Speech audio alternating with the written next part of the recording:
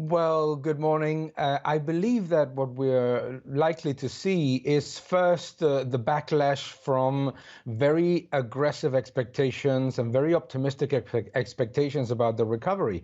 But the recovery pace remains. It's just that we have seen too aggressive estimates being embedded in earnings and in macro growth projections. So I think that added to the fact that we see a little bit of tapering from the ECB, tapering from the Fed, and concerns about the Chinese slowdown are likely to generate a correction.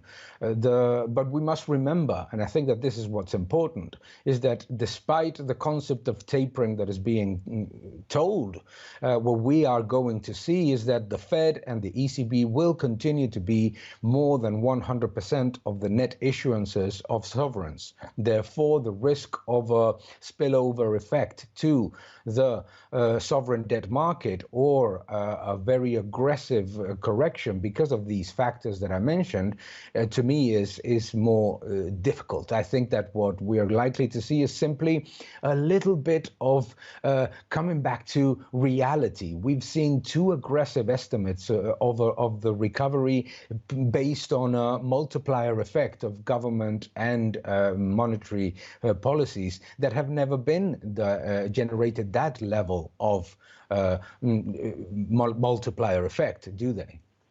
Dan, I want to ask you about inflation. I know some of the viewers are often curious about what we're talking about around the set and the ad breaks. And Jeff and I were having this conversation about whether anyone truly knows what inflation's doing down the track, because we haven't been here before. And my point was that, well, you've got a lot of consumers doing goodness knows what ahead. Those behaviours have not been formed yet, whether they are willing to go out and spend money, whether they see a change in fortunes and they want to hold back, and whether that has an impact on supply chains as well. What's your verdict? Can you see clearly out down the line on inflation this time?